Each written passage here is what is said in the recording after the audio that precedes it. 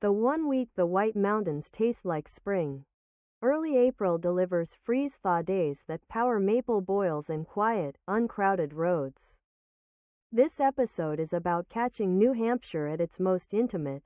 Snow still clings. The 1 week the White Mountains taste like spring. Early April delivers freeze-thaw days that power maple boils and quiet, uncrowded roads. This episode is about catching New Hampshire at its most intimate.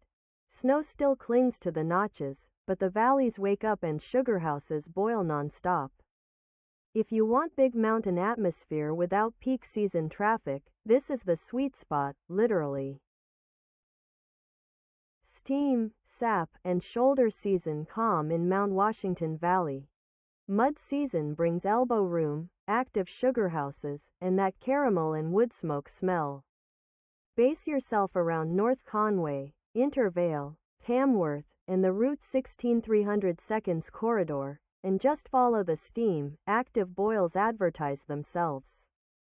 The trade-off is simple: fewer crowds than summer or foliage season, but muddier pull-offs and occasional icy patches where the sun doesn't hit.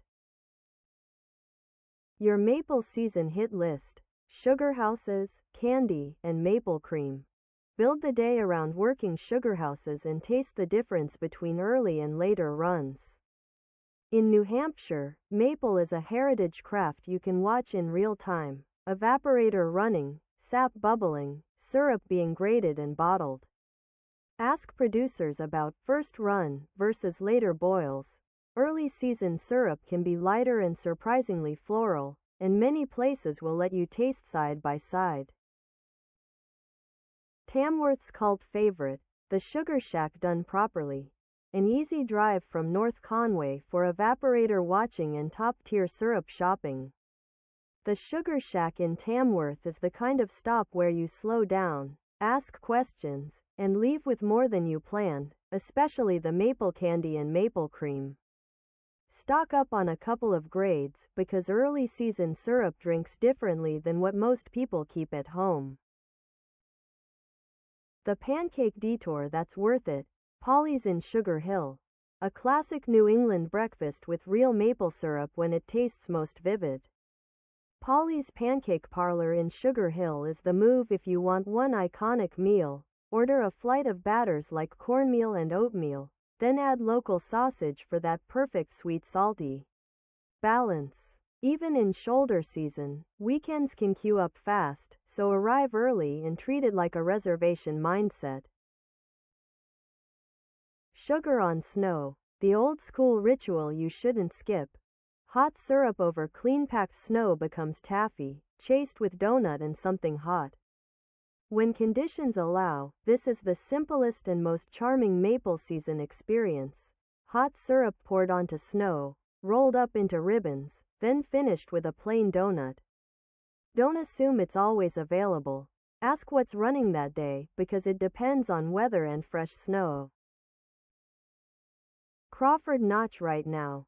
Winter shadows, spring sun. Route 302 delivers dramatic cliffs, snowbanks in shade, and photo-perfect in-between scenery.